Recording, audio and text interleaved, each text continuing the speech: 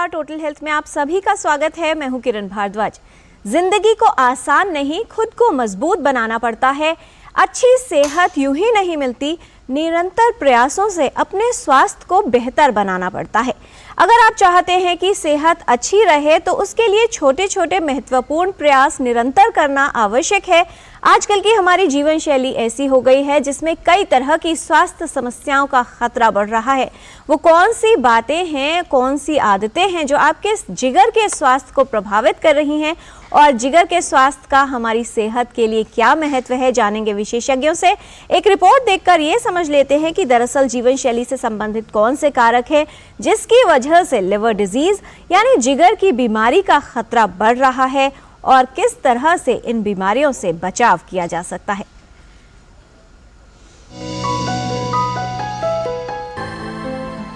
स्वस्थ शरीर के लिए जिगर का स्वस्थ होना आवश्यक है। जिगर मानव शरीर का एक महत्वपूर्ण अंग है जिसकी हमारे स्वास्थ्य के लिए अहम भूमिका होती है। जिगर हमारे शरीर के लिए एक फूड फैक्ट्री के रूप में काम करता है। जिगर एक पाचन अंग है जो शरीर में सभी चय अपचय प्रक्रियाओं में केंद्रीय भूमिका निभाता है। शरीर के पाचन में सहायता करना, बाइल जूस का निर्माण करना, रक्त से हानिकारक तत्वों को अलग करना, संक्रमण से लड़ने में सहायता करना, रक्त में शर्करा के स्तर को नियंत्रित रखना, वसा और कार्बोहाइड्रेट का पाचन, प्रोटीन का पाचन और भंडारण, हार्मोन का निर्माण करना, ये सभी महत्वपूर्ण कार्य जिगर द्वारा किए जाते हैं।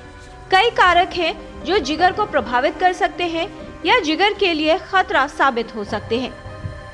जिगर हमारे शरीर में ऊर्जा का भंडार है।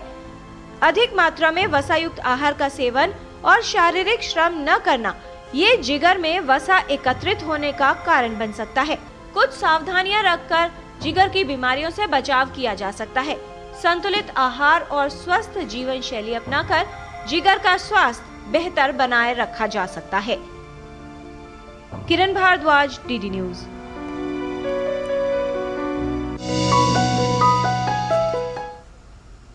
यदि जिगर में कोई समस्या है तो कैसे होगी उसकी पहचान और किस तरीके से किया जाएगा इलाज, साथ ही अपने जिगर के स्वास्थ्य को कैसे आप बेहतर रख सकते हैं, ये बताएंगे हमारे विशेषज्ञ। इस पर बात करने के लिए स्टूडियो में उपस्थित है विशेषज्ञों का खास पैनल, उनसे आपका परिचय करा दें।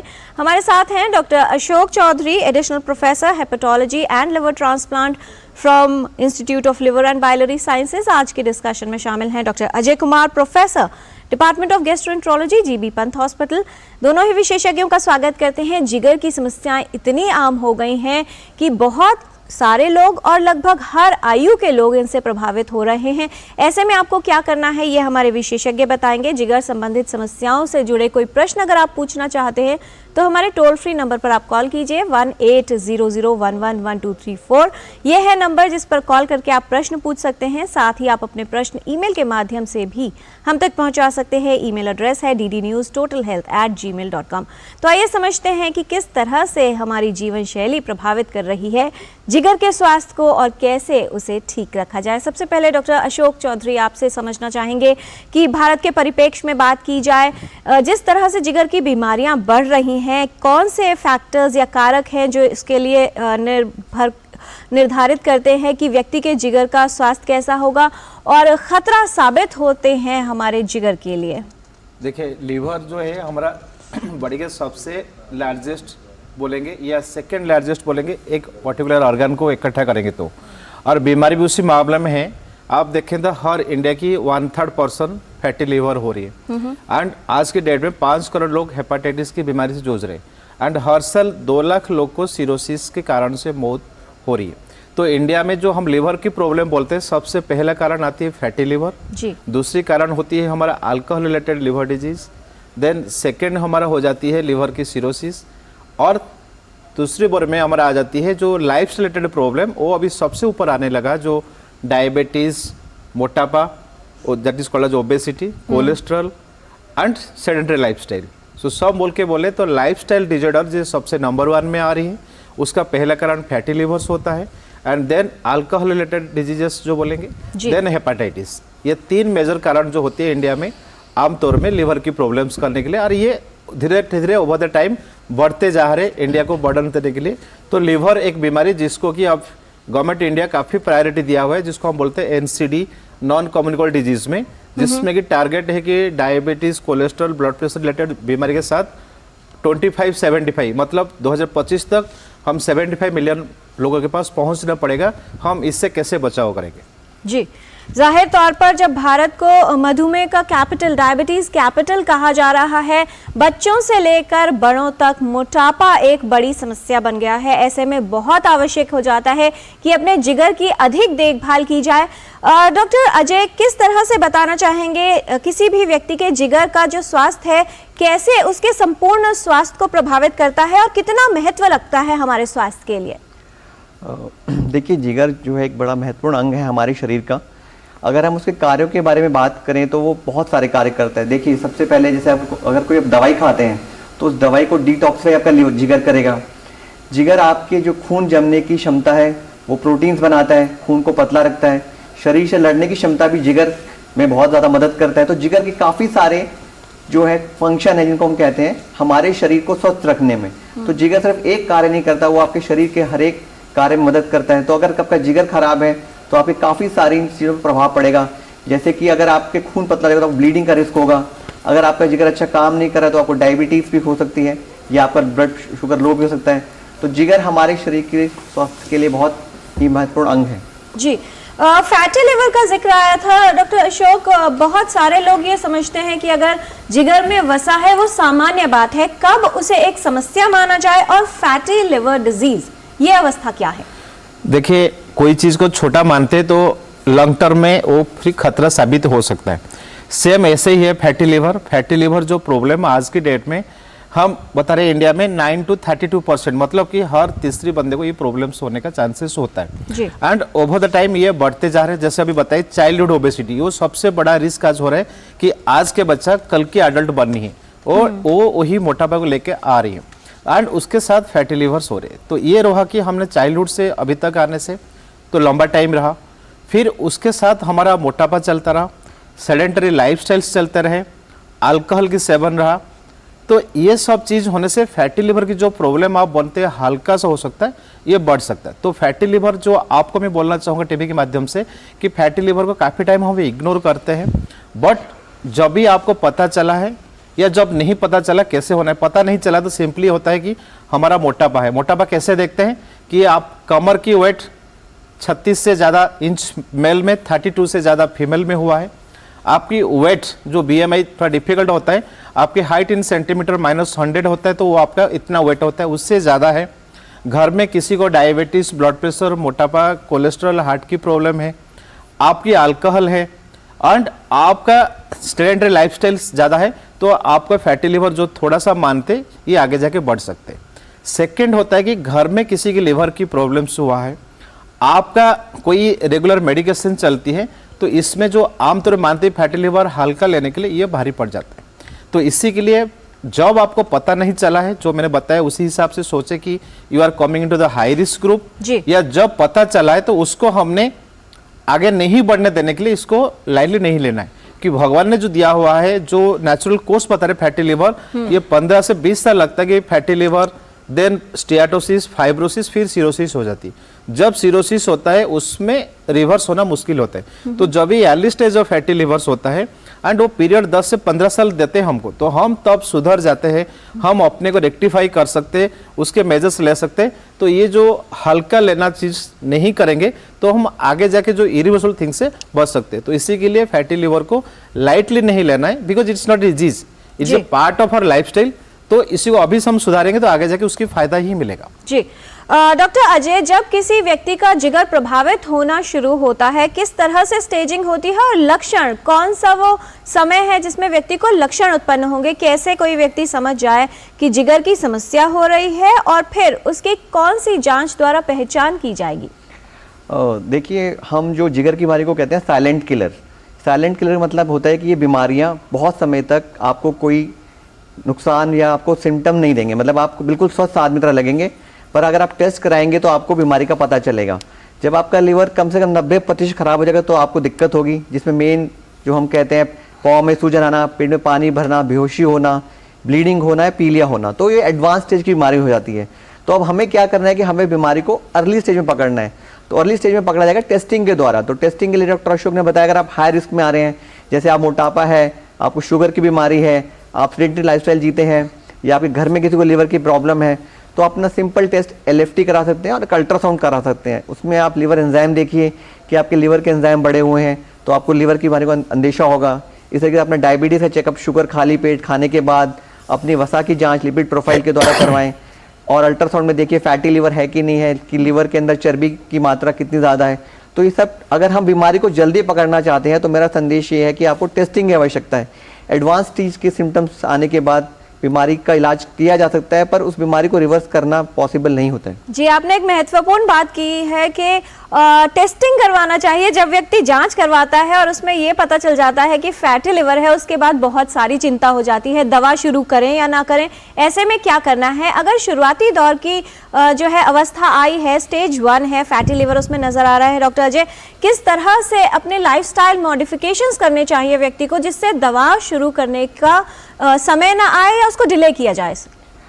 देखिए, हमें समझने की जरूरत है कि फैटी लिवर होता क्यों है। फैटी लिवर का मतलब जिगर के अंदर अधिक वसा जमा हो रही है। लीवर का काम क्या है? लीवर का काम है जो एनर्जी आपके शरीर जो खाना खा रहे हैं उसको इस्तेमाल में लाना है। तो एक लिवर आपके बैंक की तरह काम करता है। अगर बैंक में ज़्यादा पैसा डालेंगे तो जमा होता रहेगा, अगर आप पैसा उसको खर्च नहीं करेंगे तो वो जमा होगा। तो आपको क्या करना है? खर्च भी करना है और जमा भी कम करना है। तो मतलब आपको अपना खान पान की शैली में सुधार करना है। अब खर्चे के कहते हैं, खर्चे का तरीका है आपको एक्सरसाइज, जो आजकल लोग नहीं कर रहे हैं। जैसे आप हमारी दिनचर्या के, हम रात को देर से सोते हैं, सुबह देर से उठते हैं, मॉर्निंग वॉक नहीं करते हैं, या दिन के टाइम भी कोई अपनी कसरत वगैरह हम बिल्कुल नहीं करते हैं। तो अब सबसे ज़्यादा आवश्यकता हमें ज़रूरत है कि हम रेगुलर एक नियम बांधें, कम से कम हफ्ते में 3 या 4 बार सिंपल वॉक, सिंपल आप पार्क में जाके 5 से 6 किलोमीटर घूमें, जो कि आप अपनी धीरे धीरे गति को बढ़ा भी सकते हैं। तो एक्सरसाइज और खान पीन में अब कैलोरी, जैसे हम कितना खा रहे हैं उसकी मात्रा का हमें ध्यान रखना है। तो 2 चीज़ें हैं, अधिक खाना और एक्सरसाइज, इन दोनों चीज़ों पे आपको काम करना पड़ेगा। जी, और ये जरूर समझ लीजिए कि वॉक करने का मतलब ब्रिस्क वॉक करने से है, टहलते हुए फोन पर बात नहीं करनी है। फिलहाल एक कॉलर हैं, अमनदीप शर्मा हैं, लुधियाना से कॉल कर रहे हैं। अमनदीप, स्वागत है आपका टोटल हेल्थ में, सवाल पूछिए। नमस्कार सर, मैं ये जानना चाहता हूँ, अगर किसी का फैटी लीवर हो गया है तो क्या ऐसी नेचुरल डाइट खाएं जिससे कि हमारा फैटी लीवर ठीक हो जाए? जी, डॉक्टर अशोक। आपने सही पूछा। तो फैटी लिवर जैसे बताया भी डॉक्टर अजय ने, डिजीज ऑफ लाइफस्टाइल। तो हमारा लाइफस्टाइल मतलब 5 चीज़ हम सोचना है, हम क्या खा रहे हैं। Don't eat less, eat right, मतलब कि हमारा खाना ऐसे होना चाहिए जिसमें कि कार्बोहाइड्रेट की मात्रा कम होना है। तो हमने थोड़ा सा जो ग्रेन्स होते हैं, चावल और गेहूँ कम रख सकते हैं। आजकल मिलेट्स की ज़्यादा प्रीफरेंस होती है, आई थिंक हम सारे खाने में अपने मिलेट्स रख सकते हैं।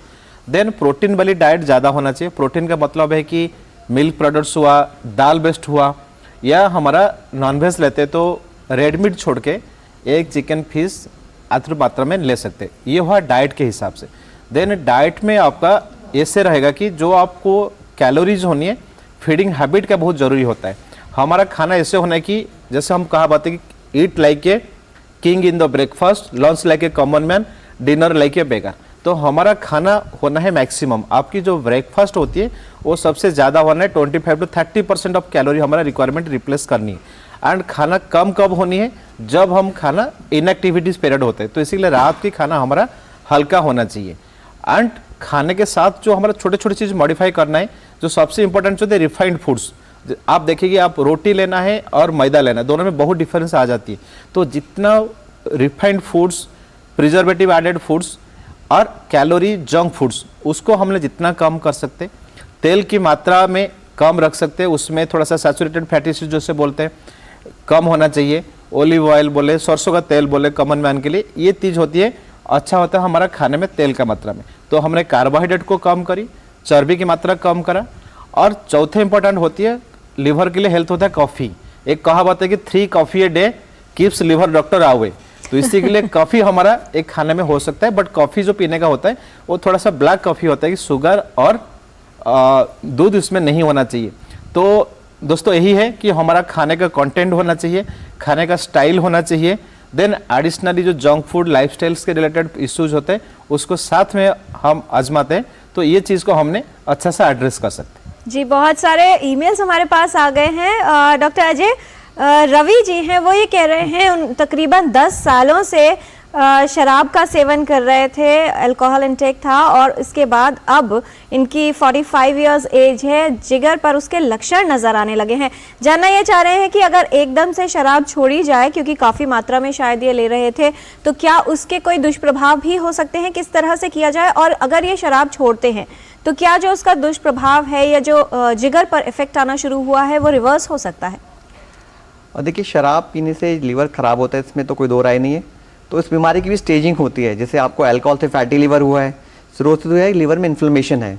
तो सबसे पहला जो हम जानते हैं कि अगर आप शराब कभी बंद करेंगे तो वो आपको डेफिनेटली मदद करेगी। जैसे आपका फैटी लीवर है तो रिवर्सिबल है, अल्कोहलिक सिरोसिस है तो बीमारी जो है वापस धीरे धीरे ठीक होगी, पर लंबा समय लगाएगी। तो अल्कोहल तो आपको बंद करना ही पड़ेगा सेवन, इसमें कोई दो राय नहीं है।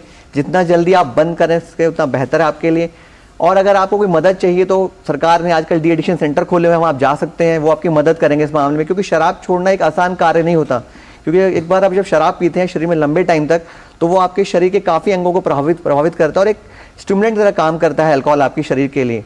तो इसको छोड़ने के लिए ज़्यादातर लोगों को मदद की आवश्यकता होती है, और लोगों को स्टिग्मा भी होता है कि हाँ मैं इस चीज़ के लिए कैसे बाहर नहीं आ पाते। तो स्टिग्मा को हटाना है, और आपको अगर मदद की आवश्यकता, अवश्य मदद लीजिए इसके लिए, और शराब के सेवन को बंद करिए। जी, एक और ईमेल आया है, शोभना जी हैं। डॉक्टर अशोक, वो ये जानना चाह रहे हैं कि जो लोग बहुत ज़्यादा ओवर द काउंटर मेडिकेशन लेते हैं, पेन किलर्स भी काफ़ी सारे ऐसे लोग हैं जो बिना डॉक्टर की सलाह के लेते रहते हैं, कितना समय है जिसमें उपयोग करने से जिगर प्रभावित हो सकता है? क्या आपका मैसेज रहेगा इसके लिए? देखिए, हमने अभी जो लिवर प्रिवेंटिव के लिए बारे में बात करते हैं कि लिवर डिजीज नहीं होने के लिए, उसमें सबसे एक अहम बात आती है कि ओवर द काउंटर मेडिकेशंस। क्योंकि ओवर द काउंटर मेडिसिन्स में हमारा यही होता है कि हम मोस्ट कॉमनली जो यूज़ करते हैं पेन किलर्स होते हैं। पेन किलर्स जो मेडिसिन होता है आपके लिए सिंगल डोज भी ख़राब हो सकती है, एंड रेगुलर डोज तो डेफिनेटली होना है। तो इसीलिए जब भी जस्टिफाइड रीजन नहीं होता है, हमने पेन किलर्स को अवॉइड करें। एंड पेन किलर्स जो लेना होता है जब भी आपकी कोई लिवर की प्रॉब्लम ऑलरेडी है, किडनी की प्रॉब्लम से है, कोई क्रोनिक डिजीज है, तो इसको बिल्कुल अवॉइड करना है अनलेस कोई डॉक्टर की सलाह दिया गया है। बाकी कॉमन मैन के लिए जो सेफेस्ट हम बोल सकते हैं वो होता है पैरासीटामोल, तो आपने पैरासीटामोल ले सकते हैं। बाकी लिवर वाले डॉक्टर को भी सलाह लेके हम थोड़ा सा जो बोलते हैं कि नॉन NSAID ग्रुप होता है जो नुकसान है तो वो वाला दे सकते हैं, बट ये चीज़ ओवर द काउंटर मिलेगी नहीं। तो मैं आपको यही बोलना चाहूँगी, ओवर द काउंटर में एक होता है कि पेन किलर्स, सेकेंड होता है एंटीबायोटिक्स। एंटीबायोटिक्स जो अभी सरकार ने कुछ रेस्ट्रिक्शन लगाए हुए हैं, एंड हम भी चाहते हैं कि वो आप लोग सब समझना चाहिए कि दवाई हमारा भाई को दिया था, उससे वो ठीक हो गया तो हम जाके वो दवाई दुकान से लेके आ जाए। तो वी डोंट नो कि किसी कारण से लिया था, किस बीमारी किसको, क्योंकि बुखार होना एक सिम्टम्स होता है, बुखार किस कारण से हो सकती है, बट वो हम नहीं चाहते करने के लिए। तो इसी के लिए ओवर द काउंटर मेडिकेशन को हमने जितना अवॉइड कर सकते हैं उतनी अच्छी रहेगी। एंड सबसे इम्पोर्टेंट चीज़ है कि अपने मन से मेडिसिन लेने के लिए कभी आगे आप ना जाइए, आपके सराउंडिंग को मोटिवेट करिए कि ना लेने के लिए। कि over the counter medications over the time regular होने से एक आदत बन जाती है, चलो फ़ोन पे ले लो, बात कर लो, ये इफेक्ट ऐड करते जा रहे। एंड जो दवाई की रिएक्शन से दो तरीके होता है, एक डोज डिपेंडेंट, एक डोज इंडिपेंडेंट। तो जो डोज इंडिपेंडेंट होता है, आपने एक डोज लिया दैट इज काफ़ी होता है, आपके रिएक्शन होने, जैसे सल्फा ड्रग है जिसको आप पता नहीं सल्फा ड्रग्स क्या होती है, आपने जाके मांग ली दवाई, उन्हें दे दी, then you have severe rashes होता है। और एक होता है डोज, रिपीटेड डोजेस लेने से प्रॉब्लम्स होता है। तो दोनों तरीके से रिस्क है। तो मैं टोटली आपको डिस्कस करूँ, ओवर द काउंटर मेडिसिन नहीं होना चाहिए। एंड आप समझदार है, एक समझदार नागरिक बनना चाहते हैं तो आपका भी आपके सराउंडिंग 10 लोगों को बोलिए कि over the counter medicine totally हम नहीं लेनी। जी, तो ऐसे तमाम लोग जो किसी और का प्रेस्क्रिप्शन देखकर, केमिस्ट से पूछकर या फिर अपने गूगल या इंटरनेट के माध्यम से दवाएं ढूंढकर खा लेते हैं बिना डॉक्टर की सलाह के, वो ये समझ लें कि कुछ पैसे बचाने की चाहत में आप अपना स्वास्थ्य दांव पर लगा रहे हैं। सेल्फ मेडिकेशन बिल्कुल नहीं करना है। डॉक्टर अजय कुमार, सिरोसिस की जब अवस्था आती है किस तरह से मैनेजमेंट और ट्रीटमेंट किया जाता है और तकरीबन कितना समय होता है? इससे रिलेटेड एक सवाल भी था, शुचि थी, वो ये पूछ रही थी कि अगर सिरोसिस होता है और उसको ट्रीट ना किया जाए तो क्या वो लिवर कैंसर में तब्दील हो सकता है? देखिए, सिरोसिस एक रिस्क फैक्टर है लिवर कैंसर के लिए, और डिपेंड करता है कि किस कारण से हुआ है। और अगर सिरोसिस को हम दो स्टेज में डिवाइड करते हैं, कॉम्पनसेटेड, डीकॉम्पनसेटेड। कॉम्पनसेटेड सिरोसिस मतलब आप बिल्कुल स्वस्थ आदमी लगेंगे, आपने अपना अल्ट्रासाउंड कराया तो उसमें सिरोसिस आ जाएगा। डीकॉम्पनसेटेड आपको उसके सिम्टम्स होंगे, जैसे कि पेट में पानी भरना, बेहोशी होना, ब्लीडिंग होना।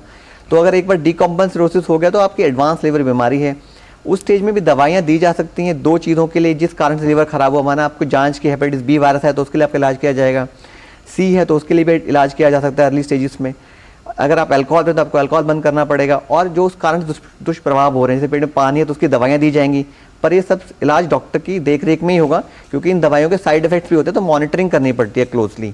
तो आपकी स्टेज क्या है उसके हिसाब से उसका इलाज होगा। और इसमें कोई दो राय नहीं है कि सिरोसिस एक लिवर कैंसर का रिस्क फैक्टर है, इसलिए जो हमारे मरीज सिरोसिस के आते हैं हम उनको स्क्रीन करते हैं कैंसर के लिए। हम उनको हर 6 महीने में अल्ट्रासाउंड और एक ब्लड टेस्ट के लिए एडवाइस करते हैं कि आपको लिवर ट्यूमर डेवलप हो रहा है कि नहीं हो रहा है। जी, एक सवाल इससे जुड़ा और था, दीपक थे। डॉक्टर अशोक जी वो ये पूछ रहे हैं कि क्या अगर सिरोसिस की अवस्था आ गई है, क्या liver transplant is the only option, और कितना समय होता है तकरीबन व्यक्ति के पास जिसमें मेडिकेशंस या दूसरे विकल्प भी प्रयोग किए जा सकते हैं? मैं आपको लोगों डॉक्टर अजय ने तो उसी के आंसर दे रखे थे, बट यही है कि सिरोसिस बीमारी होता है, पहले हमको कारण भी पता करना होता है। काफ़ी सारे बीमारी में कारण पता चलता है, like hepatitis B, hepatitis C, autoimmune hepatitis, तो विल्सन्स डिजीज़, काफ़ी सारे बीमारी जो है वो दवाई से काफ़ी लॉन्ग तक चल सकता है क्योंकि वो डिजीज स्पेसिफिक होते हैं। बट सिरोसिस एक स्टेज होता है जिससे रिवर्स आना कम होता है, तो वो रिवर्स नहीं होंगे बट आगे बढ़ने से रुकावट दे सकते हैं। सपोज कारण नहीं पता चला है तो मोस्ट कॉमनली जो हमारा होता है मोटापा रिलेटेड, अल्कोहल रिलेटेड जो होते हैं, उसमें एक स्टेज में हमको बीमारी पता चलता है जब भी पॉइंट ऑफ नो रिटर्न होता है, तो उसी पीरियड में हमने सिरोसिस को बोलते हैं कि दवाई देके चलनी है। फिर उसके बाद सिरोसिस की कॉम्प्लिकेशंस आने लगता है, तो सिरोसिस की जब भी कॉम्प्लिकेशन हम कॉमनली जो बोलते हैं, एक जॉन्डिस होती है, पेट के अंदर पानी आना होता है, बेहोशी होती है, खून की उल्टी होता है, या लिवर में गांठ बनता है, ये चीज जब आना शुरू होगा तब जाके ट्रांसप्लांट के लिए जाना होता है। तो इसी के लिए सिरोसिस होने से घबराइए मत। सिरोसिस के बाद ट्रीटमेंट्स, डॉक्टर की रेगुलर फॉलोअप एंड मॉनिटरिंग और मेडिकेशन चलती रहेगी। जो मैंने बताया 5 सिम्टम्स नहीं आते हैं तो अब तक रेगुलर सर्विलेंस पे रहेगा तो हम जा सकते हैं। तो नेचुरल हिस्ट्री जो बताती है लिवर डिजीज की सिरोसिस हुआ है तो 100 में लगभग हाफ लोग 10 साल तक चल सकते बिना कॉम्प्लिकेशन से, जब हम रेगुलर फॉलोअप एंड मेडिकेशंस लेके आ सकते। तो इसी के लिए घबरा नहीं सिरोसिस डायग्नोसिस से। काफ़ी लोग डर आता है कि सिरोसिस हो गया लाइफ खत्म हो गई, ट्रांसप्लांट सबको जरूरी हो, ऐसे नहीं है। सबसे इंपॉर्टेंट चीज देख डिजीज के कारण क्या है, हमने उसके लिए क्या इलाज शुरू करिए, हमने कितना रेगुलर फॉलोअप किया है, और इसके जो सिम्टम्स है हमने इसको कितना तरीके से मान के रेगुलर की डॉक्टरी सलाह से मैनेज करके चल सकते, तो उसी से चल सकते हम। जी, आज हम टोटल हेल्थ में बात कर रहे हैं जीवन शैली का क्या प्रभाव है हमारे जिगर के स्वास्थ्य पर, और कैसे अपने जिगर की सेहत को ठीक रखा जा सकता है। फिलहाल कार्यक्रम में समय है रैपिड फायर क्वेश्चंस राउंड का। कुछ और भ्रमों को दूर करने की कोशिश करते हैं, छोटे सवाल और बहुत छोटे जवाब। पहला सवाल डॉक्टर अशोक, क्या जिगर में वसा होना यानी फैट एंड लिवर एक सामान्य स्थिति है? सामान्य स्थिति नहीं है, बट मॉनिटरिंग चाहिए, फॉलोअप चाहिए। डॉक्टर अजय, फैटी लिवर की समस्या सिर्फ उन्हीं लोगों को होती है जो मोटे हैं? नहीं, ऐसा नहीं है। हमारे देश मतलब जो खासकर एशिया वाले रीजन में जो लीन थीन लोग हैं उनमें फैटी लिवर हो सकता है, खासकर जैसे डायबिटीज है या आपको ब्लड प्रेशर है, अब नॉर्मल वसा है जी, तो नॉर्मल हेल्दी पीपल्स में भी फैटी लिवर हो सकता है। डॉक्टर अशोक, क्या सिर्फ जो शराब का सेवन करते हैं उन्हें ही जिगर की बीमारी से डरने की आवश्यकता है? शराब लेना सबसे कॉमन कारण होता है, बट फैटी लिवर वाले जो बताए, हेपेटाइटिस बताए, लाइफस्टाइल जुड़ा हुआ, ये आगे भी आते रहते। तो अल्कोहल को छोड़ के अदर कारण भी बीमारी की रीजन हो सकते हैं। डॉक्टर अजय, इनमें से क्या जिगर के लिए खतरा साबित हो सकता है? जंक फूड लेना, अधिक वसा युक्त आहार, फिजिकल इनएक्टिविटी या दवाओं का अत्यधिक सेवन? ये चारों ही प्रमुख कारण है जिससे कि आपके जिगर में वसा जमेगी और आप अस्वस्थ होंगे। तो आपको इन चारों चीज़ों को अवॉइड करना है, जंक फूड, एक्सरसाइज ना करना, दवाइयाँ अपने आप सेवन करना। डॉक्टर अशोक, इनमें से क्या हमारे जिगर के लिए खतरा हो सकता है? कार्डियोवास्कुलर डिजीज, उच्च रक्तचाप या फिर मधुमेह रोग? ये सब जब भी दुश्मन आते हैं साथ में और छोटे दुश्मन भी साथ में लेके आते हैं, तो जब भी हमारे फैटी लिवर की प्रॉब्लम हुआ है, डेफिनेटली ये और एक कारण एडिशनल होते हैं और ये भी कंट्रीब्यूट करते हैं। डॉक्टर अजय, क्या non alcoholic fatty liver disease महिलाओं में अधिक होती है पुरुषों की अपेक्षा? जी, ऐसा कुछ नहीं है, दोनों मेल और फीमेल्स में अब बीमारी है। पहले फीमेल्स हम सोचते थे प्रोटेक्टेड थे क्योंकि हार्मोन्स होते हैं, बट अब चाइल्डहुड ओबेसिटी जब से आ गई है तो वो धीरे धीरे फीमेल्स में भी इंसिडेंस बढ़ गया। अब ऑलमोस्ट फीमेल में हम बराबर ही देख रहे हैं हमारे। अगर जिगर में कोई बीमारी हो तो हर व्यक्ति को पहला लक्षण जो आएगा वो पीलिया का होगा, क्या ये बात सही है डॉक्टर अशोक? एक तरह में है, क्योंकि लीवर की बीमारी मैक्सिमम टाइम सिम्टम्स नहीं होते हैं। तो मेरे को सिर्फ जो क्विकली सलाह देना है कि 40 साल के ऊपर आप हो गए तो अपने दोस्त को बर्थडे गिफ्ट के बजाय एक एनुअल हेल्थ चेकअप गिफ्ट दीजिए। और जो मैंने रिस्क फैक्टर्स बताए थे, डायबिटीज, ब्लड प्रेशर, मोटापा, अल्कोहल, ऐसे कुछ है तो आपको रेगुलर चेकअप करना है, जॉन्डिस होने तक वेट नहीं करना है। जी, बहुत अच्छी गिफ्ट हो सकती है रेगुलर हेल्थ चेकअप की। क्या अगर पैरों में स्वेलिंग है, सूजन है या फिर पेट में सूजन, ये जिगर की बीमारी का लक्षण हो सकता है डॉक्टर अजय? हाँ बिल्कुल, क्योंकि लिवर हमारे शरीर में प्रोटीन बनाता है, वो प्रोटीन पानी को अंदर रखता है। तो अगर आपके पाँव में सूजन आ रही है तो मतलब पानी लीक हो रहा है, तो आपको अपने लिवर के चेकअप कराना चाहिए आवश्यक। उल्टी या फिर भूख कम हो जाना या नौजिया, उल्टी जैसा महसूस होना, क्या ये जिगर के प्रभावित होने के लक्षण हो सकते हैं डॉक्टर अशोक? हाँ, ये भी एक सिम्टम्स होते हैं कि आपका भूख कम लगेगी, इंडाइजेशन फील होगा, उल्टी आ सकते हैं, ये लिवर के सिम्टम हो सकते हैं। बट हर चीज़ सिम्टम को लिवर के बारे में सोचेंगे नहीं, बट डेफिनेटली एक थोड़ा सा one of the warning signals होते हैं।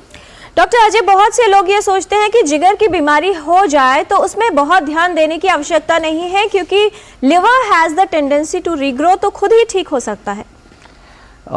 देखिए, लिवर ग्रो कर सकता है, इसमें दो राय नहीं है, पर किस स्टेज में आपका लिवर पहुंच चुका है, क्योंकि जब लिवर अनहेल्दी हो जाएगा तो अनहेल्दी लिवर ग्रो नहीं करता है। जैसे फैटी लिवर वो इतना अच्छे से ग्रो नहीं करेगा, तो इसलिए आपको अपने जिगर को बीमारियों को बिल्कुल हल्के में लेना है। अगर कोई बीमारी है उसको अवश्य आप जांच कराएं, क्या कारण है, क्यों हो रही है, और उस कारण का निदान कीजिए अगर आप स्वस्थ रहना चाहते हैं। डॉक्टर अशोक, किसी को फैटी लिवर है तो ऐसे में वजन कम करना और सिरोसिस की स्थिति में वजन बढ़ाना क्या लाभकारी हो सकता है? देखिए, सबसे पहले फैटी लिवर के लिए बोलूँ, आपके वजन 5% कम हो तो फैटी लिवर 50% कम होता है। आपने वेट 10% कम करी तो फैटी लिवर 90% से कम हो सकता है। और लिवर में सपोज फाइब्रोसिस आ रखा है तो आपने 10% वेट कम करी आपका वेट से, तो आपका 35% फाइब्रोसिस भी रिवर्स होते हैं। तो इसी के लिए फैटी लिवर में वेट को कंट्रोल करना बहुत जरूरी है। और सिंपल फॉर्मूला इसका है कि आपका हाइट इन सेंटीमीटर -100, मतलब आपकी हाइट है 160, तो आपका वेट हमेशा 60 किलो से ज़्यादा नहीं होना चाहिए। डॉक्टर अजय, वैक्सीनेशन कितना महत्वपूर्ण हेपेटाइटिस से बचाव में, और कौन से हेपेटाइटिस के लिए वैक्सीनेशन उपलब्ध है? साथ ही एक वाक्य में क्या संदेश देना चाहेंगे हमारे व्यूअर्स को? देखिए, वैक्सीनेशन हमारे पास हेपेटाइटिस बी के लिए अवेलेबल है। गवर्नमेंट ऑफ इंडिया अभी वैक्सीन हर बच्चे को बर्थ पे लगा रही है, तो हमें अवश्य अपने बच्चों, जो भी बच्चे हो रहे हैं, उनको वैक्सीनेशन करवाना चाहिए। अगर आपने वैक्सीन बचपन में नहीं ली, क्योंकि हम सब जाते हैं आप अपने बार्बर के पास, तो इंस्ट्रूमेंट्स यूज करे जाते हैं जो कंटामिनेटेड हो सकते हैं अवश्य, तो इसलिए वैक्सीनेशन एडल्ट्स में भी किया जा सकता है। पर आप पहले स्क्रीनिंग करवाइए, हेपेटाइटिस बी का टेस्ट करवाएं, सिंपल HbA3 हम कहते हैं, नेगेटिव तो वैक्सीनेशन अवश्य लीजिए। हेपेटाइटिस ए के लिए वैक्सीन अवेलेबल है, बट उतनी रिकमेंडेड नहीं है फिलहाल। हेपेटाइटिस बी के लिए वैक्सीन है, तो मेरा अनुग्रह है आप सबसे, अगर आप एडल्ट हैं, आपको बचपन लगी तो आप टेस्ट कराइए, HbA3 अपना जाके नेगेटिव है तो वैक्सीन लीजिए, क्योंकि वैक्सीन काफी इफेक्टिव और सेफ वैक्सीन है। जी, एक वाक्य में क्या संदेश देना चाहेंगे डॉक्टर अशोक चौधरी? जिगर और जिंदगी दोनों जी से साथ है, तो जिंदगी को खुश रखने के लिए जिगर को खुश रखिए, तो उसी के लिए हमको चाहिए डाइट, हेल्दी लाइफस्टाइल्स, तो हेल्दी लिवर, हेल्दी इंडिया। जी, बहुत धन्यवाद इस तमाम जानकारी के लिए डॉक्टर अशोक चौधरी। डॉक्टर अजय कुमार, हमारे विशेषज्ञों ने ये तो बता दिया है कि किस तरह से आप जिगर की बीमारियों का खतरा कम कर सकते हैं। जीवन में छोटी छोटी त्रुटियां होती हैं, कुछ ऐसी गलतियां होती हैं जो हम करते हैं, लेकिन हमें उसका अंदाजा नहीं होता कि इसका परिणाम कितना गंभीर हो सकता है। अधिक वसायुक्त खाना, बहुत अधिक बैठे रहना, शारीरिक श्रम ना करना, साथ ही दवाओं का अत्यधिक मात्रा में सेवन करना, ये तमाम चीजें आपके जिगर के स्वास्थ्य के लिए बड़ा खतरा है। छोटी छोटी गलतियों को सुधारकर अपने स्वास्थ्य और जीवन को बेहतर बनाया जा सकता है। स्वास्थ्य के प्रति सतर्क रहिए। स्वास्थ्य संबंधित जानकारी हम आप तक ऐसे ही पहुंचाते रहेंगे टोटल हेल्थ के माध्यम से। आज के कार्यक्रम में फिलहाल इतना ही। हमारी पूरी टीम को दीजिए अनुमति। नमस्कार।